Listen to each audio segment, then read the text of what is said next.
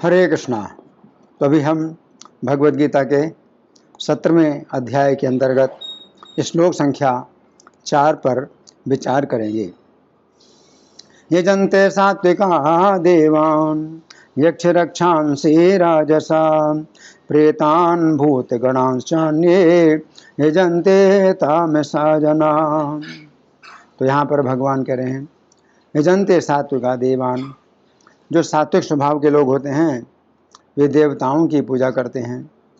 यक्ष रक्षांस राजसा, जो रजोगुणी स्वभाव के होते हैं वे यक्ष और राक्षसों की पूजा करते हैं।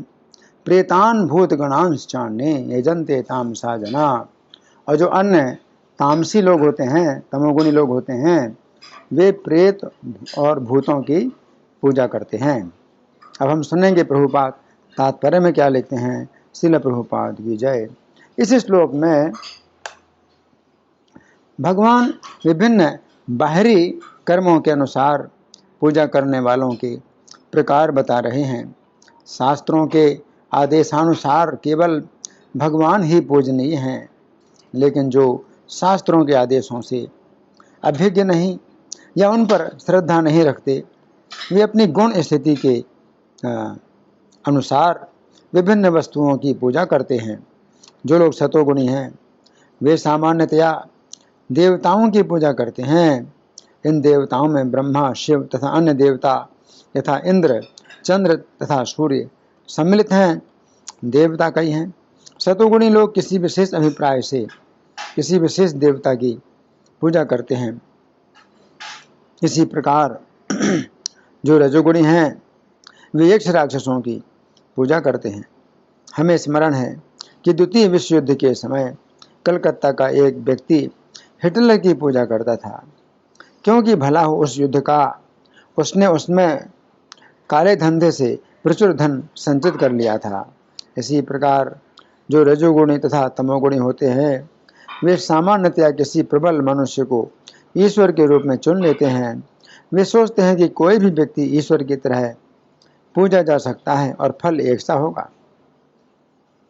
यहाँ पर इसका स्पष्ट वर्णन है कि रजोगुणी लोग ऐसे देवताओं की सृष्टि करके उन्हें पूजते हैं, और जो तमोगुणी हैं, अंधकार में हैं, वे प्रेतों की पूजा करते हैं। कभी कभी लोग किसी मृत प्राणी की कब्र पर पूजा करते हैं। मैथुन सेवा भी तमोगुणी मानी जाती है। इसी प्रकार भारत के सुदूर ग्रामों में भूतों की पूजा करने वाले हैं। हमने देखा है कि भारत के निम्न जाति के लोग कभी कभी जंगल में जाते हैं, और यदि उन्हें इसका पता चलता है कि कोई भूत किसी वृक्ष पर रहता है तो वे उस वृक्ष की पूजा करते हैं और बलि चढ़ाते हैं। ये पूजा के विभिन्न प्रकार वास्तव में ईश्वर पूजा नहीं है। ईश्वर पूजा तो सात्विक पुरुषों के लिए है। श्रीमद् भागवत में 4:3-23 कहा गया है, सत्वम विशुद्धम वसुदेव शब्दितम। जब व्यक्ति सतोगुणी होता है तो वह वासुदेव की पूजा करता है। तात्पर्य यह है कि जो लोग गुणों से पूर्णतया शुद्ध हो चुके हैं और दिव्य पद को प्राप्त हैं, वे ही भगवान की पूजा कर सकते हैं। निर्विशेषवादी सतोगुण में स्थित माने जाते हैं और वे पंच देवताओं की पूजा करते हैं। वे भौतिक जगत में निराकार विष्णु को पूजते हैं, जो सिद्धांतीकृत विष्णु कहलाता है। विष्णु भगवान के विस्तार हैं, लेकिन निर्विशेषवादी अंततः भगवान में विश्वास न करने के कारण सोचते हैं कि विष्णु का स्वरूप निराकार ब्रह्म का दूसरा पक्ष है। इसी प्रकार वे यह मानते हैं कि ब्रह्मा जी रजोगुण के निराकार रूप हैं। अतः वे कभी कभी 5 देवताओं का वर्णन करते हैं जो पूज्य हैं, लेकिन चूंकि वे लोग निराकार ब्रह्म को भी वास्तविक सत्य मानते हैं, इसलिए वे अंततः समस्त पूज्य वस्तुओं को त्याग देते हैं। निष्कर्ष ये निकलता है कि प्रकृति के विभिन्न गुणों को दिव्य प्रकृति वाले व्यक्तियों की संगति से शुद्ध किया जा सकता है। तो यहाँ प्रभुपाद का तात्पर्य समाप्त हुआ। अब हम सुनेंगे श्री भगवान ने कहा में कैसी व्याख्या हुई है।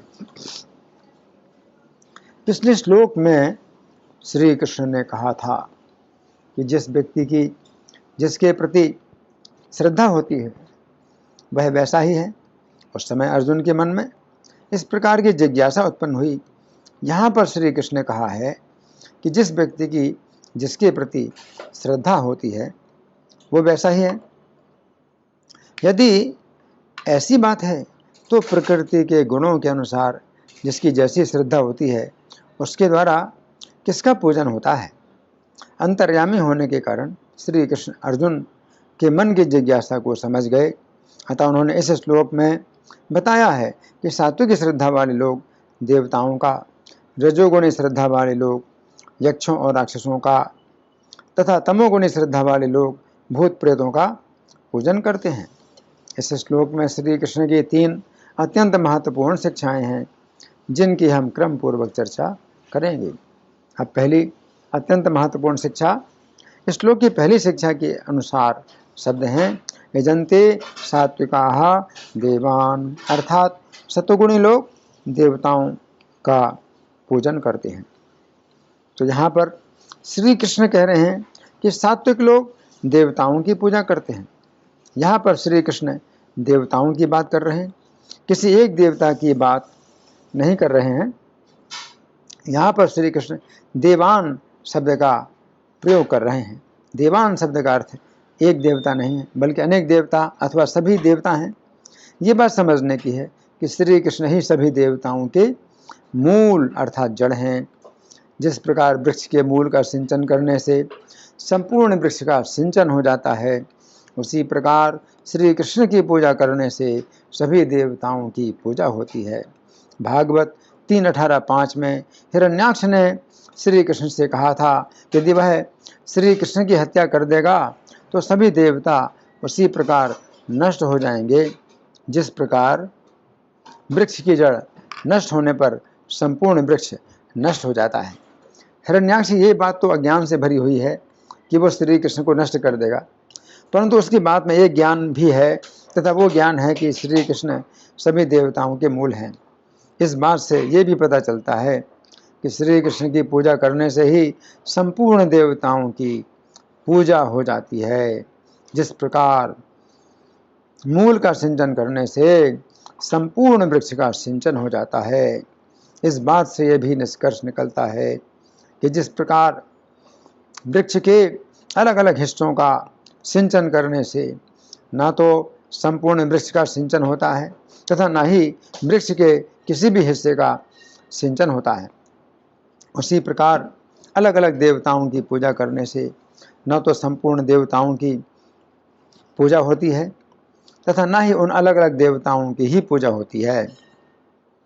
तो यहाँ पर श्री कृष्ण कह रहे हैं कि सात्विक लोग देवताओं की पूजा करते हैं तथा हमने इस बात की चर्चा की कि श्री कृष्ण की पूजा करने से ही संपूर्ण देवताओं की पूजा होती है। ये बात भी समझने की है कि श्री कृष्ण की पूजा करने से देवताओं की तो पूजा होती है परंतु यक्षों तथा राक्षसों की पूजा नहीं होती है। ये उसी प्रकार है कि वृक्ष के मूल का सिंचन करने से वृक्ष की उन्हीं शाखाओं का सिंचन होता है जो शाखाएं वृक्ष के मूल से जुड़ी हैं अथवा उन शाखाओं से जुड़ी हैं जो शाखाएं मूल से जुड़ी हैं। यदि वृक्ष की कोई शाखा वृक्ष से अलग हो जाती है तो वृक्ष के मूल का सिंचन करने से उस शाखा का सिंचन नहीं होता है।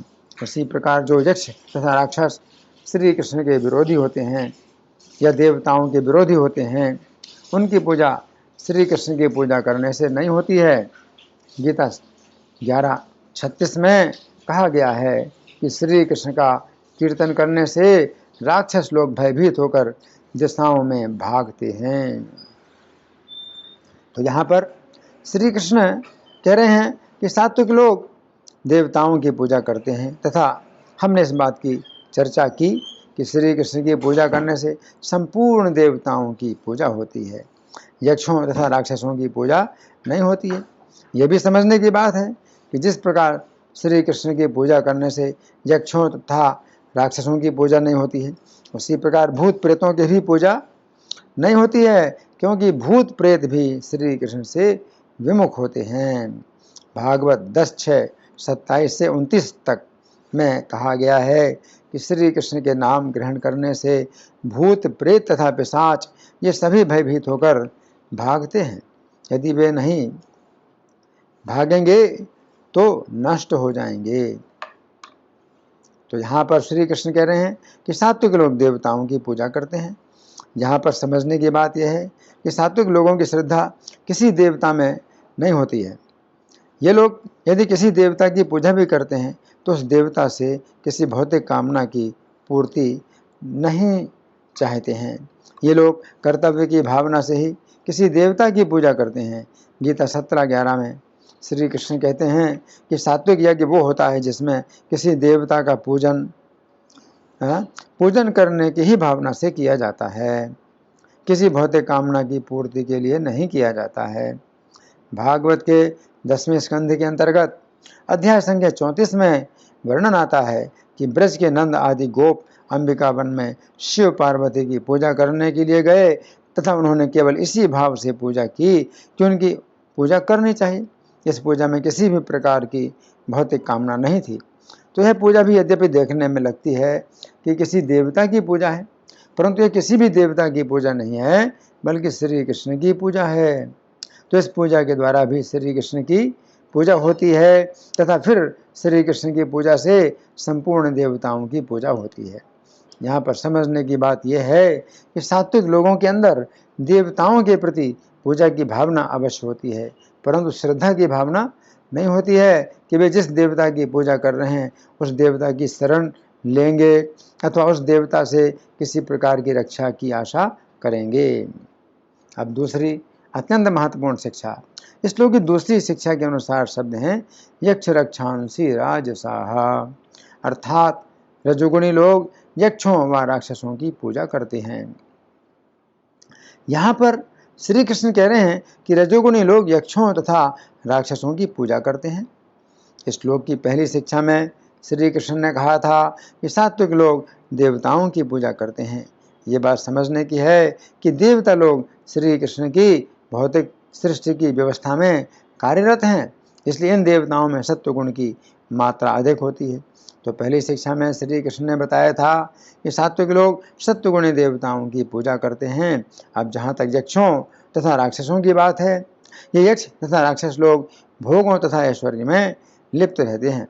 गीता 10:23 में श्री कृष्ण कहते हैं यक्षों तथा राक्षसों में कुबेर ही सर्वश्रेष्ठ है, क्योंकि ये यद्यपि यक्षों तथा राक्षसों के स्वामी हैं तथा इनके पास भोगों तथा ऐश्वर्य की मात्रा बहुत अधिक है, परंतु ये श्री कृष्ण की भक्ति के प्रभाव से भोगों तथा ऐश्वर्य से प्रभावित नहीं होते हैं।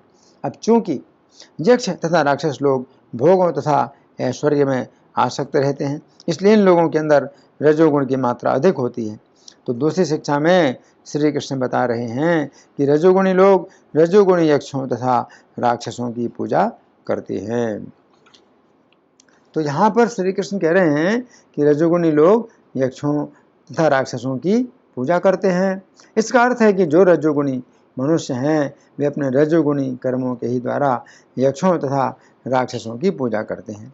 रजोगुणी लोग जिस समय रजोगुणी यज्ञ अथवा रजोगुणी तप करते हैं तो ऐसी यज्ञों तथा ऐसी तपस्या के द्वारा भी ये लोग यक्षों तथा राक्षसों का बल बढ़ाते हैं।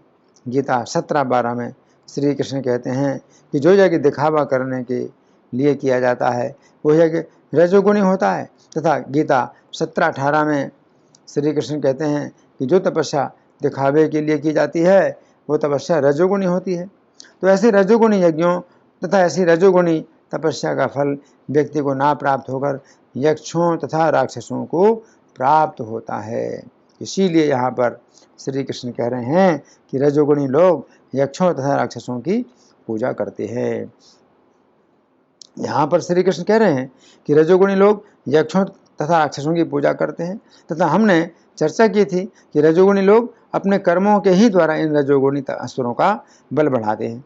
महाभारत के वन पर्व के अंतर्गत अध्याय संख्या 252 में वर्णन आता है कि जिस समय दुर्योधन ने जुए के छल से पांडवों को वनवास दे दिया तथा जिस समय गंधर्वों से पराजित होने पर तथा संकट में पड़ने पर पांडवों ने ही दुर्योधन की रक्षा की, उस समय दुर्योधन लज्जा के मारे बिना खाए पिए अपने प्राणों को त्यागने का निश्चय करके बैठ गया। उस समय पाताल में रहने वाले भयंकर असुरों ने दुर्योधन को सूचित किया कि यदि दुर्योधन की मृत्यु हो जाएगी तो उनका पक्ष ही नष्ट हो जाएगा। उन्होंने दुर्योधन को सूचित किया कि पांडव लोग अपने सात्विक कार्यों के द्वारा देवताओं का बल बढ़ाते हैं तथा दुर्योधन अपने रजोगुणी कार्यों के द्वारा रजोगुणी असुरों का बल बढ़ाता है, अतः दुर्योधन को अपने प्राणों का त्याग नहीं करना चाहिए। अब तीसरी अत्यंत महत्वपूर्ण शिक्षा। इस श्लोक की दूसरी पंक्ति के शब्द हैं प्रेतान भूतगणान च अन्ये यजन्ते तामसाः जनाः, अर्थात अन्य तामसी लोग भूत प्रेतों की पूजा करते हैं। तो यहाँ पर श्री कृष्ण कह रहे हैं कि तामसी लोग भूत प्रेतों की पूजा करते हैं। ये बात समझने की है कि जिस प्रकार देवता लोग सत्वगुणी होते हैं, यक्ष तथा राक्षस लोग रजोगुणी होते हैं, उसी प्रकार भूत प्रेत लोग तमोगुणी होते हैं। भूत प्रेतों का स्वभाव अन्यों को सताना होता है तथा यदि कोई व्यक्ति इनका प्रयोग किसी व्यक्ति का विनाश करने के लिए करता है तथा ये भूत प्रेत यदि किसी कारणवश उसका विनाश नहीं कर पाते हैं तो ये लोग फिर उसी व्यक्ति का विनाश कर देते हैं जिसने इन्हें विनाशकारी कार्य में लगाया था। इस श्लोक के तात्पर्य में श्रील प्रभुपाद लिखते हैं, जो तमोगुणी हैं, अंधकार में हैं, वे प्रेतों की पूजा करते हैं। कभी कभी ऐसे लोग किसी मृत प्राणी की कब्र पर पूजा करते हैं। इस प्रकार भारत के सुदूर ग्रामों में भूतों की पूजा करने वाले हैं। हमने देखा है कि भारत के निम्न जाति के लोग कभी कभी जंगल में जाते हैं और यदि उन्हें इसका पता चलता है कि कोई भूत किसी वृक्ष पर रहता है तो वे उस वृक्ष की पूजा करते हैं और बलि चढ़ाते हैं इति। तो यहाँ पर श्री कृष्ण कह रहे हैं कि तमोगुणी लोग भूत प्रेतों की पूजा करते हैं। भागवत के 10वें स्कंध के अंतर्गत अध्याय संख्या 66 में वर्णन आता है कि काशी के राजा सुदक्षिण ने श्री कृष्ण को नष्ट करने के लिए शिव जी की पूजा की। हमें समझना चाहिए कि जिस समय कोई व्यक्ति किसी अन्य व्यक्ति का विनाश करने के लिए किसी देवता की पूजा करता है तो वह पूजा उस देवता की न होकर भूत प्रेतों की ही पूजा होती है। उस समय सुदक्षिण की पूजा से शिव जी ने समझ लिया कि ये व्यक्ति श्री कृष्ण का विनाश करने का प्रयास करने के फलस्वरूप अपना ही विनाश कर लेगा। इस प्रकार शिव जी ने उसे दक्षिण अग्नि के रूप में एक तामसी देवता की आराधना करने का आदेश दिया। अब जिस समय सुदक्षिण ने उस तमोगुणी देवता का आह्वान किया, उस समय यज्ञ कुंड से अत्यंत भयानक नंग धड़ंग एक अग्नि पुरुष निकला जिसके हाथ में एक जलता हुआ त्रिशूल था। अब जिस समय वो अग्नि पुरुष द्वारका में आया उस समय श्री कृष्ण ने अपने चक्र को छोड़ दिया। ऐसी स्थिति में वो अग्नि पुरुष चक्र से पराजित होकर वाराणसी लौट आया तथा उसने सुदक्षिण तथा उसके पुरोहितों को जलाकर भस्म कर दिया। तो यहाँ पर श्री कृष्ण कह रहे हैं कि तामसी लोग भूत प्रेतों की पूजा करते हैं। इस श्लोक के बंगाली पद्यानुवाद में श्रील प्रभुपाद लिखते हैं, सात्विकी ये श्रद्धा से पूजे देवतारे, राजसी ये श्रद्धा पूजे यक्ष राक्षसे रे, तामसी ये श्रद्धा ताहे भूत प्रेत पूजे, जारे से ये श्रद्धा है से तथा भजे। यहाँ पर श्री कृष्ण अर्जुन से कह रहे हैं, यार सही श्रद्धा है सही तथा भजे, अर्थात हे अर्जुन, जिसकी जैसी श्रद्धा होती है वो वैसे ही लोगों की पूजा करता है। यदि तुम सर्वोत्तम परिणाम चाहते हो तो सात्विक श्रद्धा के साथ मेरी शरण लो। तो इस श्लोक में भगवान ने बड़ा विस्तार से जो है 3 गुणों का वर्णन किया है कि 3 गुणों में जिस गुण में जो व्यक्ति होता है वो किसकी पूजा करता है। तो भगवान कहते हैं सात्विक लोग देवताओं की पूजा करते हैं। तो यहाँ देवताओं की पूजा का मतलब क्या है? भगवान विष्णु की पूजा है। देवताओं के स्वामी कौन है? भगवान विष्णु हैं। तो देवताओं की पूजा करने का मतलब है कि भगवान विष्णु की पूजा करते हैं और भगवान विष्णु की पूजा करने से क्या होता है? सब देवताओं की पूजा होती है, एक देवता की नहीं, सभी देवताओं की पूजा होती है। फिर यक्ष रक्षांसि राजसा, रजोगुणी लोग यक्ष राक्षसों की पूजा करते हैं, है ना। तो यक्ष और राक्षसों के स्वामी कौन है? कुबेर, जो धन के देवता हैं। तो कुबेर के बाद धन और ऐश्वर्य है। तो जो धन और ऐश्वर्य पाना चाहते हैं तो वे जो है कुबेर की पूजा करते हैं, या यक्ष राक्षस धन और ऐश्वर्य पाने के लिए पूजा करते हैं। और तीसरे प्रकार के लोग हैं तमोगुणी लोग, तो प्रेत भूत प्रेतों की पूजा करते हैं। भूत प्रेतों के स्वामी कौन है? शिव जी हैं, है ना। तो तमोगुणी लोग जो है शिव जी की भी पूजा करते हैं। तो शिव जी की पूजा करते हैं किसी अन्य का विनाश करने के लिए अगर करते हैं, तो शिव जी तो किसी अन्य का विनाश नहीं करना चाहते हैं, तो वे फिर किसी प्रेत की पूजा करने का आदेश देते हैं, है ना। या कुछ लोग हैं शिव जी की पूजा करते हैं अपना ही विनाश करने के लिए। अगर वो सायुज्य मुक्ति पाना चाहते हैं तो ये भी आध्यात्मिक आत्महत्या है, तो शिव जी उनको सायुज्य मुक्ति प्रदान करते हैं। तो इस प्रकार से तमोगुणी लोग जो है भूत प्रेतों की पूजा करते हैं। धन्यवाद। हरे कृष्णा।